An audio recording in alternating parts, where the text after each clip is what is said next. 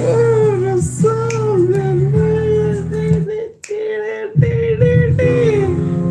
Welcome with new episode. Man, welcome with new episode. It's your boy here for the top. And yeah, man. So you know how we start our thing, you know. Shit, man. So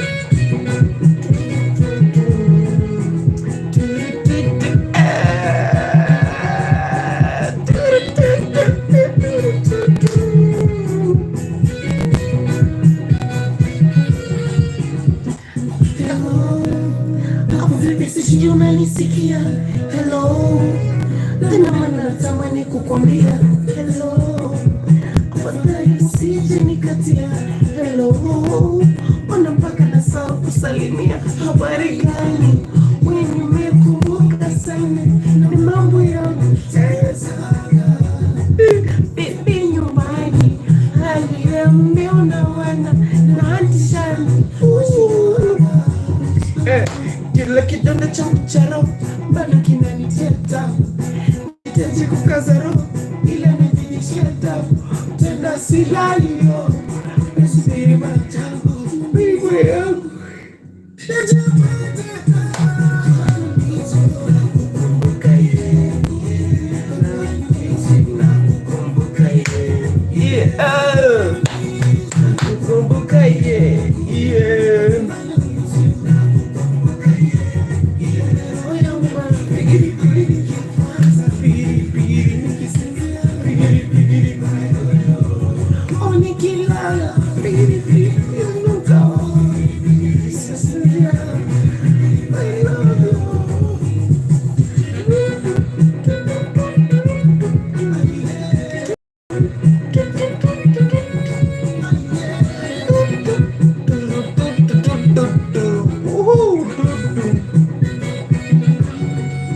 tatizo kwetu sijui, mimi kosa langu, Simba ikawa chui ila ikanichukianga, nawaza ila siangui ama shida zangu, Simba ikawa chui uro inaniumanga, yawezekana ahadi zangu zote miani, ndio maana ukutaka kujibiri wasema nyanga siku na itabania chai mchana.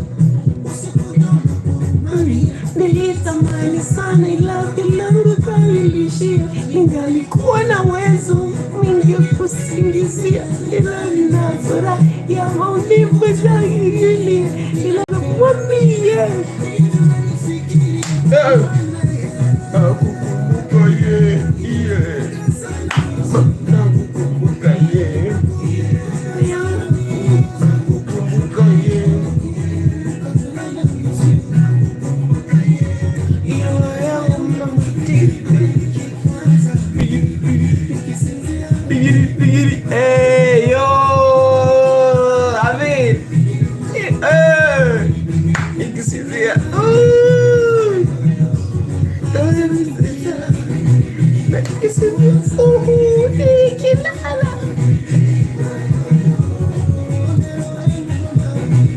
Yo, shout out to Havid, man. Shout out, man. Shout out. So it's your boy here for the Tom, and we are on our 4th minute on the stream. And bro, the way we are starting this one, oh my goodness, I'm trying to really fake like this excitement for real.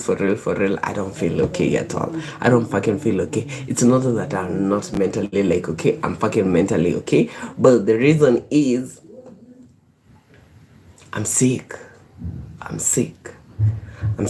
but it's a mental thing. So I'm sick. I'm not feeling that much okay, but yeah. But you know, we have to do our thing, you know, it's a everyday thing. And before we even continue, first of all, I want to say, Manze, whatever they did to Bonnie and the other Chile, man, that's so fucking bad, man. That was so fucking bad, man. That was fucking bad, man. How comes, man, oh my goodness. So, okay, it's not in a bad way, so, but they turned you into a gay, bro. or again, it's the random thing because what? And the Sodomacy, man. Oh my god. Damn. I hope the hackers are going to do our justice because we live in a world of revenge, so it will be really, really, really fucking much okay. Actually, for those who are having the best days of today, first of all, I really want to wish you a very good one. And how was your day? How was your day? How was your day? Because mine, ridiculous. So, yesterday after streaming, so I decided, nah, you know what? I'm going to be doing some one and two. So I do my thing, and then when I'm done, I decide, oh, let me try to sleep. I sleep very nicely. I don't know what happened. A little bit early in the morning hours, I'm unable to sleep. So I struggle a lot. I really fucking struggled. So I struggled a lot, and then in the morning, it's when I get myself like, I need to sleep now. And then I slept until one, so it's so ridiculous. But then I'm really feeling bad. When I shake my head like this, I'm feeling like the pain itself. But then, regardless, I'm fucking much okay. I don't know what I'm going to be doing later today, but apparently, I think the only thing I'll do, I'll take some meds and sleep. Nothing much and sleep. But whatever I really, you don't need guys to see, but let's see. Van Fismungi latest news. Let's just leak. You don't need to see. You can hear exactly. Oh, this thing was a whole fucking hour. Okay, I'm going to. It's a fucking a whole hour, but I'm going to use the chopped ones. So we're gonna listen with you. Insert no objects. Insert objects.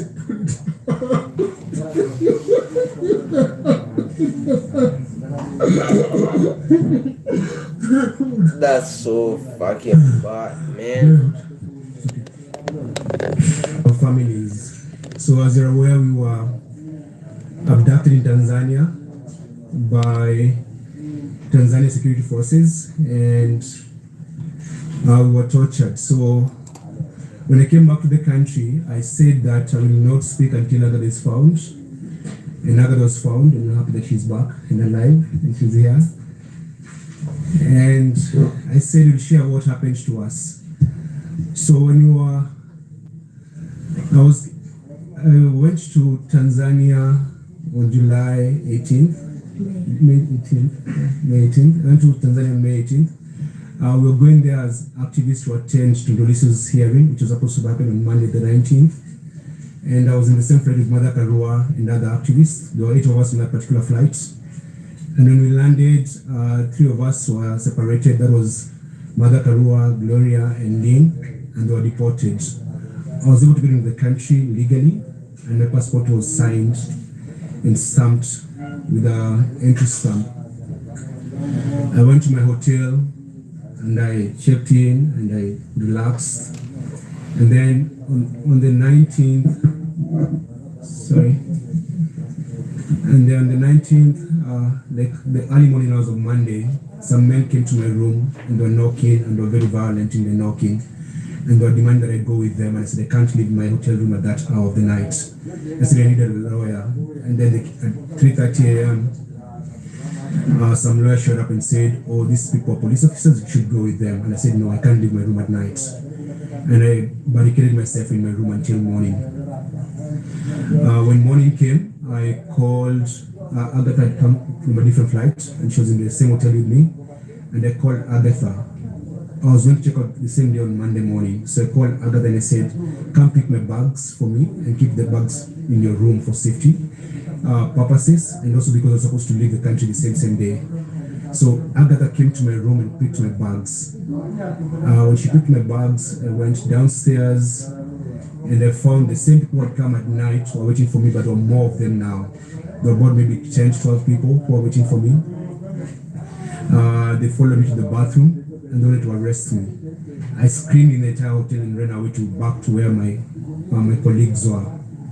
They followed me there. They said, "Oh, we just need to take you for questioning. Where is your phone?" I said, "I don't have a phone." So they picked me up, took me to migrations, and they told me to write a statement, which I did. I was fingerprinted, photographed, and then they said, "Now we need to get your phone." I said, "I don't have a phone. I don't know where my phone is." And they took me back to the hotel and reviewed the CCTV of the hotel, and they saw that Agatha came to my room and left with my bags. And that's when Agatha was arrested, taken to her room, which was ransacked. They did not find my phone or my laptop. They took us back to the immigration office, and Agatha was interrogated for hours, for about 2 hours without lawyers. We went there with 3 lawyers from Tanganyika Law Society, but they're not allowed where Agatha was. They interrogated her. Around 6 p.m. I got a call from the Kenyan ambassador to Tanzania, Mr. Isaac Jenga, who told me I was going to get deported from Tanzania. And I was like, okay, I'm happy to go home. Around 6:30 or maybe some few minutes after 6, some guy came who said he was from the state office or state security, and he started beating me up. I was being beaten in the presence of my lawyers and Agatha. He started calling me saying that I'm an inmate, I'm coming to destroy their country, and I'm a problem, they're going to teach me a lesson. And then he said that we're under arrest. So we were moved from immigration office, me and Agatha, to Central Police Station, where we found a guy called, we later came to know he's called Mafole. At the station, the meeting continued in the presence of those 3 lawyers who said nothing. And they said we must produce our phones. When Agatha was being arrested during the day, they found her phone. So they had Agatha's phone, but they didn't have my phone. I did not give them my phone. I didn't even have a phone at that particular moment, but they said that they're going to teach me a lesson I'll never forget. At that station is where they said they're going to rape Agatha. That day called my phone, they said he's going to rape Agatha. We stayed there for a couple of hours between I think 6 and 8, the slaps, the beatings, and then the lawyers were chased away and were told if they don't go, they'll be investigated. And in exact words that guy told them, Nyinyi tutapima uzalendo wenyu, and that meant that we're going to mention the patriotism of those particular lawyers. They did not leave the station. So the lawyers left us, and when the lawyers left us, they did not tell our families that we were being beaten and being harassed and being threatened, because Mafole asked me in front of those lawyers, "Are you circumcised?" They said, "I'm circumcised." They said, "We're going to circumcise you again." So there's a lot of threats and beatings. I was only being beaten at that station. They did not attach Agatha. So when we were there, they kicked us out.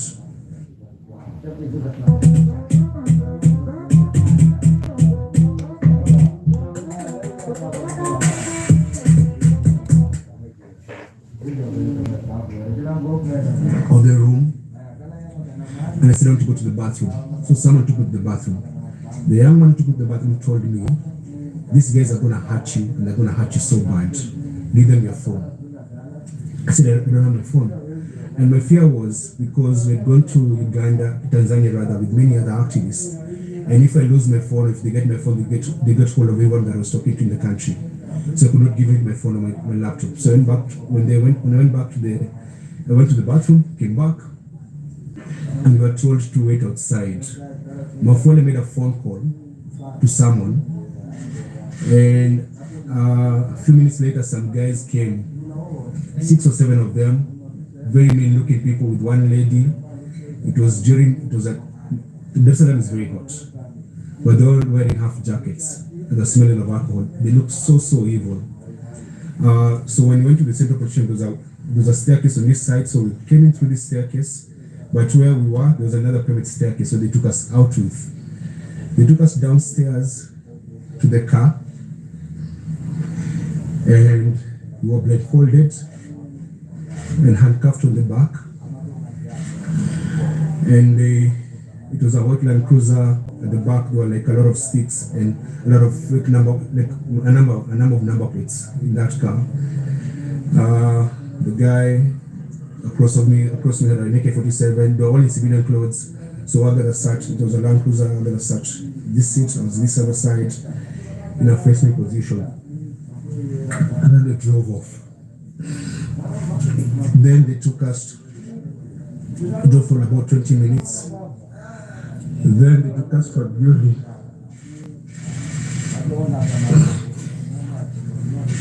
To this place where they're going to torture us. When you go there, Tony get off the car and came out, and then they banged the door on my face. I had a marquee, I don't know if it's still there. They don't know what they're waiting for. They were putting some things ready. They got me out.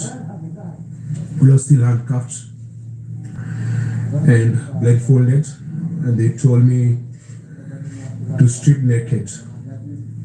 And they stripped naked. When I stripped naked, they removed my handcuffs, and then I was grabbed by about 4 men, and they lifted me up so fast. Before they lifted me, actually, they put some gloves on my hands. Then they lifted me up.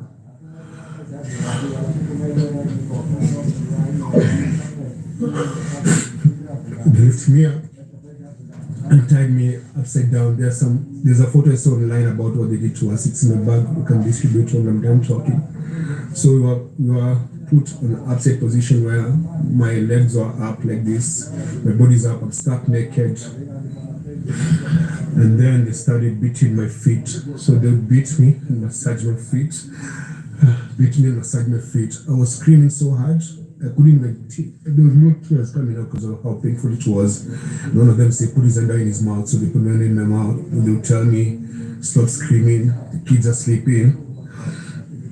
And then to drown my screams, they opened the car because I could hear them. They were playing gospel music in the background. They beat me.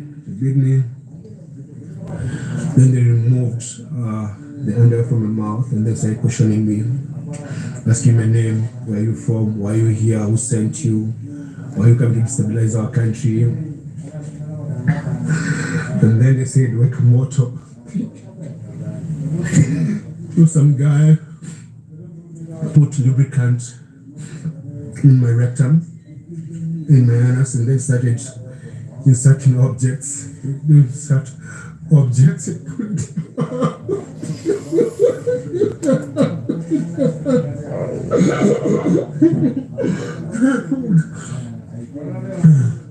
Dude.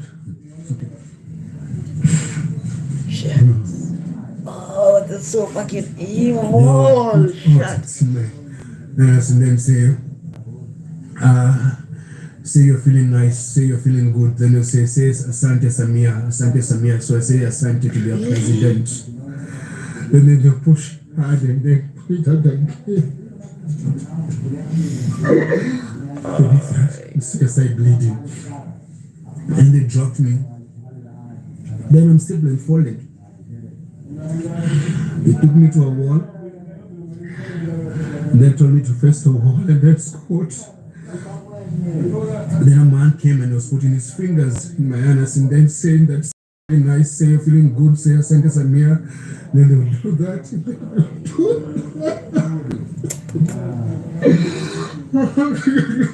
Right. And that's a man crying, man. Shit. And then they told me to turn around, I'm naked. So all this time they're telling me they're recording everything they're doing to us, or rather they're doing to me. So they're recording this and they're teaching me a lesson. So I'm stuck naked, they turn me around, say your name, your wife's name, your kid's name, where do you live, where do they go to school. I'm naked. And they removed the blindfold and said now, so when I'm answering these questions when you turn around,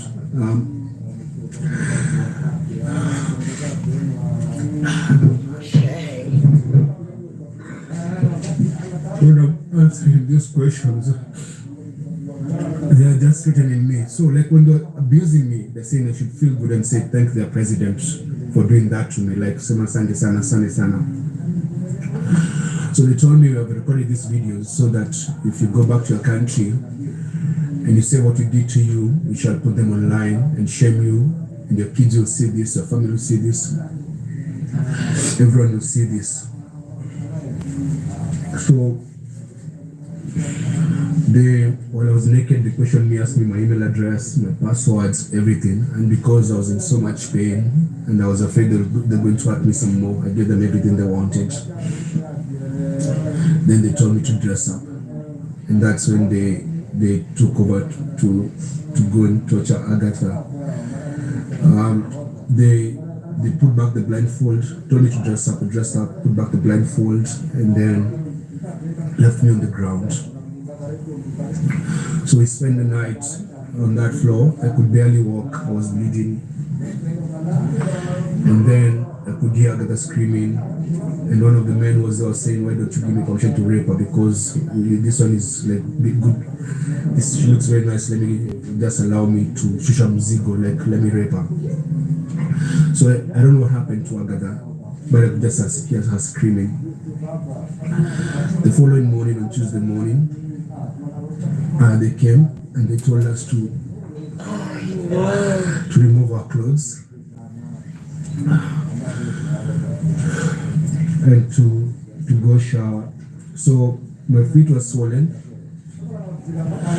I could not walk. So I begged them to allow me to crawl like a dog so that I could go to the bathroom. I crawled like a dog to where the bathroom was. That's when they removed my handcuffs. So when I was stripped naked, I still had the handcuffs. That's when they removed the handcuffs and told me to take a shower. I was still bleeding, but still had blood. And there's a man with an AK-47 standing there, like wearing civilian clothes. After that, they gave me fresh change of clothes.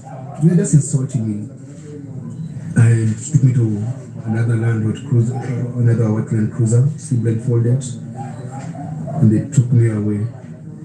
And that's the last time I saw Agatha until now, when she came to Kenya. So that was on Tuesday morning. And then we drove and we drove and we drove and we drove for hours and hours until it got dark. I told them I wanted to use the bathroom.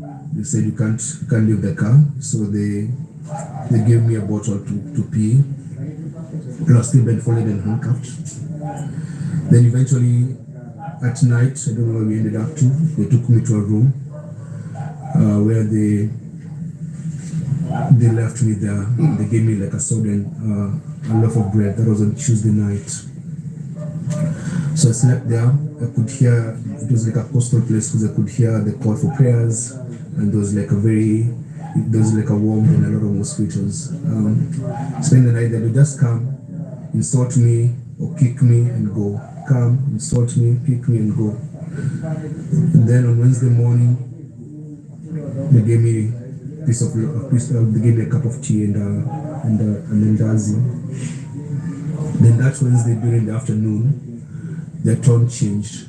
They said, now we're gonna let you go, but we're gonna let you go with a very onyokali, which means like a stern warning that if you leave this country, you should never come back or we'll kill you. If you go to your country and say what we did to you, we'll find you and we'll kill you. And should never come back. So they said, do you want food? I said, I don't want food, you don't have an appetite. And the other thing is that because every time I wanted to go to the bathroom, they'd actually go there and stand by me like they're inspecting my stool. So I didn't have any privacy. And the only time the handcuff came up is when I went to the bathroom. But the blindfold never came out. So that afternoon they gave me a painkiller. Then on Wednesday evening, they told me now you have to learn how to walk because I could barely walk. So they told me to remove open shoes, took me outside. 4 officers surrounded me, they're all in civilian clothes, they stood there, removed the blindfold, said now you have to walk and make sure you try and step your feet on the ground. Step your feet. Said we're gonna let you go but don't ever come back in this country. So they taught me how to try and walk. They made me walk for like half an hour. I said that's enough. And then the following morning, on Thursday morning, they woke me up so early, maybe around 4:35 a.m. They put my things in the car, put me in the car, and then drove for like an hour. Stopped briefly, and then when they stopped briefly, they spoke outside. Then drove again. Then stopped again. They told me, "You're gonna drop whatever you're going to drop. You don't open your eyes, don't turn back, don't look at us until you leave." So they told me lala chini. They kicked me out, slept there on the floor on the side of the road. And then when I opened my eyes, there was a Boda Boda guy waiting for me. I think they'd already done a deal with the Boda Boda guy. That Boda Boda guy drove me to the border, which land was the Horo border, the Tanzania-Kenya border. When they released me, they gave me 20,000 Tanzanian shillings and 400 Kenya shillings. This is that's your transport. And so at the border, I got someone who helped me push my bag, and I gave them the money, the 20,000 Tanzanian shillings. And then he helped me cross over. Then I used the money to take a border and call my wife. When we went to Tanzania, we went there as friends of Tundu Lissu and friends of Tanzanians. I'm an East African, I have an East African passport, and I'm allowed to travel freely within the region, because that's the deal we are. Like we're a regional bloc. And you don't go to that country legally, and I did not commit a crime. And that's why they did not take me to any court. So I was able to come back to this country. But when I came back, and when I got to the airport here in Nairobi, I asked the Ministry of Foreign Affairs, and which is the same thing that I'm asking today. I said I was going to the hospital, and I wanted my medical report to be public of what they did to us. And I'm going to share the medical report today, and it's going to be circulated, because I'd like the world to know of the very heinous things they did to us, to break us. And they did that to silence us and put fear on us. And it's something that we learned that most Tanzanian activists go through similar things. They arrest you, and they take you through sexual torture and tell you if you speak, you're going to humiliate you to your family and all that. And it's what they did to us is it breaks me. I'm not the same, but I know I'm gonna heal. And I want to share this because we have decided we should not be silenced, and we should let the world know what happened to us. Yeah, so my government let me down. My government sided with Suluhu's government and said we're interfering with Tanzanian politics. We were not interfering in Tanzanian politics. We went there as visitors, and we did not hide the reasons for our visit. I've been to Tanzania before to visit another political prisoner, Freeman Mbowe, who was Chadema's leader before Tundu Lissu. I was in Uganda when Bobi Wine was under house arrest. I went to Uganda when Stella Nyanzi was in jail, visited her in jail. I've done that in many other African countries because I'm an African. And I belong to this continent, and Africa is home. So that's why we're here. So we're here to share our story and to say that our bodies might be broken, but our spirits are strong. Forgive my tears. It's just that, man, my heart is not good, man.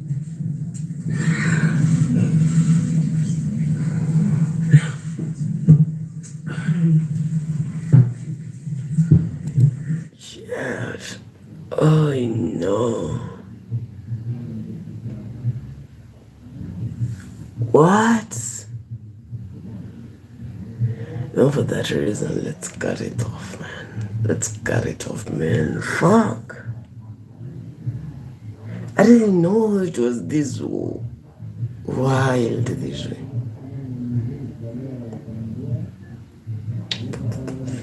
What?